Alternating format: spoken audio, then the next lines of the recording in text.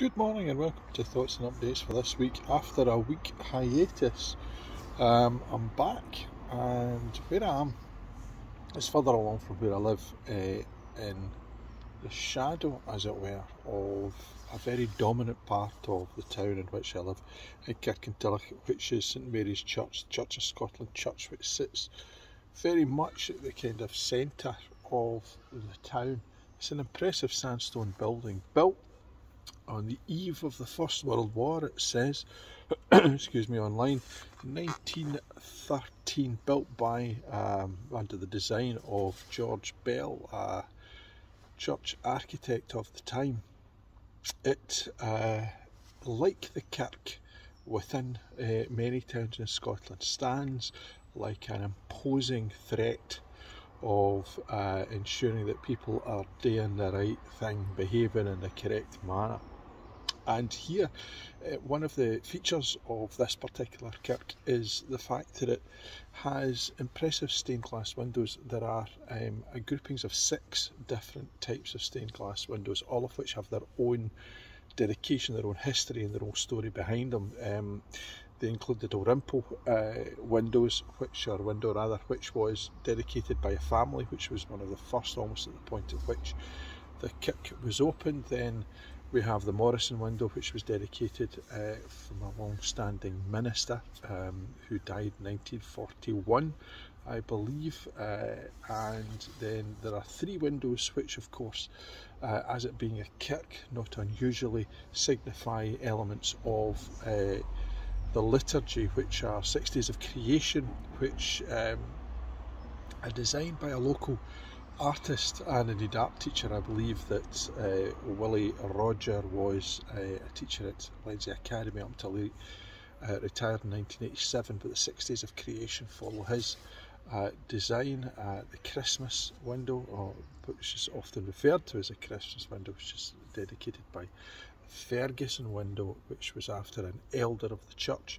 and the Easter window is often called, which is the Houghton window, dedicated by a minister on behalf of his wife.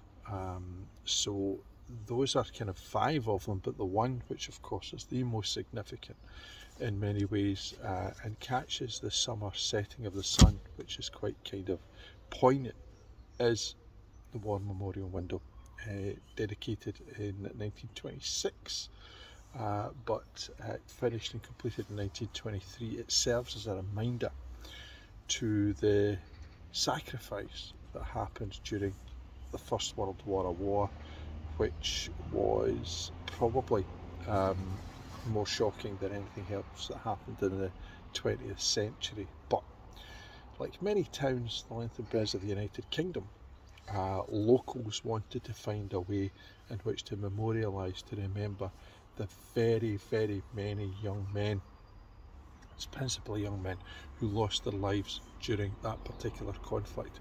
And it was the first global conflict, therefore the First World War, but also the Great War. There was nothing that had happened like it. So here I am in the next kind of trail part going through Kirky, which I'll continue to do over time.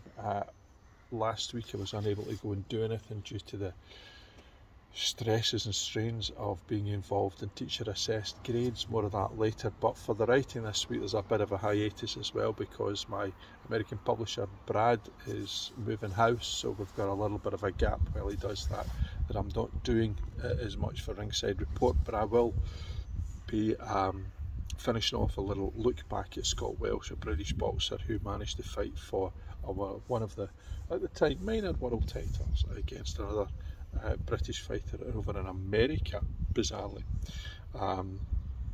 So as well as that, I'll be looking at Lovejoy, fantastically reminiscent of the time in which it was made, a time of particular innocence, with Ian McShane, but also a time of great characterisation on the television. And I'll talk also about what's been in my lugs over the last wee while as well. For boxing over the weekend, Lewis Ritson came up short once again and I think that his career at that level may well be at super lightweight over. He was dominant at lightweight, blasted people out in 1 and 2 rounds, but not as he went up the scales, as he got into the sort of size that he needs to be in order not to half kill himself to get to the weight. Shakur Stevenson dominated over evening into this morning, so that will be something that will form my kind of points of view. And I've also done a full stop this week, first time for a while, on the Mayweather Logan Paul fight and why it shows the weakness and the strength of boxing at the moment. For the Scottish Football Supporters Association, I'll be looking at how the Dundee United managerial appointment of Thomas Coates asks us whether or not we should be patient when it comes to those who take on roles within the managerial seat, hot seats for many in Scottish football, and certainly with a new manager at Celtic, a new manager at quite a few clubs going into the new season. Just exactly what fans could expect.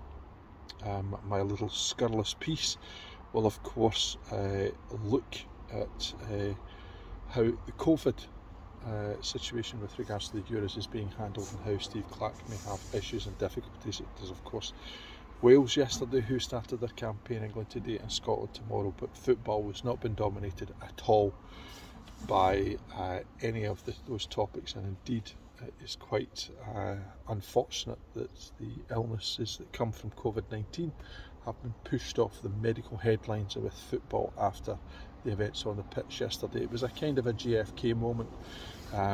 We all know, those of us who were alive during the assassination of JFK, apparently, where we were when we heard news. I can certainly tell you where I was when I heard news of Dunblane, when I heard news of the Twin Towers, and I could tell you where I was yesterday when dropping my daughter Keris off to go and get stuff for the weekend at her mum's house. Flicked on my phone, had a look at what was happening in the Denmark-Finland game, and of course was utterly shocked to see not just the scenes that were there, but also the commentary. Just at that point, Eriksson had collapsed. It's a poignant reminder that fitness and exercise and being at the top of our game is not necessarily a guarantee that we have complete and utter health. And thoughts, of course, go with Eriksson and his family. It's a kind of terrible set of events, but one of the things that has come through from this is the humanity that was shown by not just fans, but also by the referee, who acted very, very quickly, and also teammates who formed a cordon to stop people seeing what was going on, to allow the medics and others an opportunity to work to revive and bring back their friend, which was great to see. Of course it was. What's not been so great to see is the fiasco that has been exams. Now, before I go on to that, I'm just going to say what's been on my lug. I'm just listening to the very last, which is also the very first of the stories with Inspector James McLevy, Inspector of Police.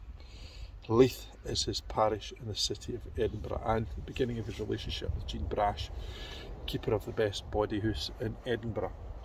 The two protagonists are a fantastic late 19th century addition to crime writing. McLevy was a real inspector, and the stories are slightly more flight of fantasy than they are of telling any sort of biography, but what a fantastic Brian Cox and Siobhan Redmond vehicle these are. I've listened to all 12 seasons, they're on BBC Sounds, but this is the original story being retold, and it's been reproduced for both Cox and Redmond, and it's the last but being the first. The story of the two of them is right throughout the whole of the 12 seasons. A fantastic vehicle for the two of them, as they are two brilliant actors, not just of their generation, of any generation. So the exams fiasco, let me get back to that. Basically what has happened is that young people within England, Wales and Scotland have all found themselves following the same guidelines as the examinable guidelines, so that your exam would have so many % of your final mark, and your coursework or your non-examinable assessments, as it is in the A-level, would form a certain percentage of your exam result. And that's been followed again, but it's not an exam that these young people have sat. It's an assessment. The assessments have been sat very often in conditions which are exam conditions, but it's not an exam. The assessments have been marked by teachers just like an exam, but it's not an exam, it's an assessment. The problem is that there has been no standardisation. That what has happened is that each of these exams, assessments, because they're not exams, they've been invigilated like exams are, but they're not exams. Each of these assessments lack consistency across the board, which I don't have a problem with per se. But what will happen is that at some point somebody will stand up and will say, these don't have a set of guidelines that means that they are in essence being applied properly. Now, the online group, ICS Learn Limited, with whom I work, I have a set of guidelines that they've worked very hard to put together, and the assessments that these people sat were online. They had a period of time in which to do them. It was to ensure that they weren't cheating, they weren't getting somebody else to do it, and it was done remotely, but we could see them on camera and blah blah blah blah blah blah blah. There were things in place. Certainly that's easier within a school setting. However, teachers have been given a couple of days to go and send the kids away and do their marking, which is fair enough to an extent. But what young people are going to get is possibly a fairer understanding than an exam would give them of where they are within the context of how a teacher sees them. But there has to be a better way than this, particularly, and the major issue I have with it was young people were told you're not sitting an exam. And then within a short space of time, given the tsunami of mental health issues that young people have brought to our attention, brought to the table, suddenly, boom, they then had to suffer the stress and pain of going through a system which was not explained because it was not understood at the very beginning of their process. And they will have a mark that will come from their teacher, guaranteed by the Scottish Government. If the teacher thinks you're going to get an A, you're going to get an A. I don't necessarily have that much of an issue with that. So when it comes to reforming Education Scotland or the Scottish Qualifications Authority, as the Scottish Government have promised to do and have announced, what I hope is going to happen is radical change, not just the tinkering that we've seen in the past. What I hope is that we get radical change. What I think we'll get, and here's a radical thought, is we'll get tinkering that doesn't necessarily deal with the processes that need to be gone through in order to ensure that we have a better and more radical, better suited system in the 21st century. And I would suggest that what we do is we take all the stakeholders out of the consultation. Don't talk to children, don't talk to young people, don't talk to teachers, but go and have a blank canvas on which to choose how to do it. That, and bring people round about who are educationalists into a room, the best thinkers within the universities and the departments of education across Scotland, sit them down and say, here's a bunch of crayons, a blank sheet of paper, designed for us some kind of system of schooling and qualifications and college sector systems that does not guarantee the Scottish Qualifications Authority that they're the only game in anybody's town in Scottish education. That, I think, would start to slay some dragons that are out there. However, for the moment, as I meander past the front door to St Mary's Church and I wander back up the road to the house, I'll stick this up and we're back. And next week I'll be looking at the next part of this particular trail through a town.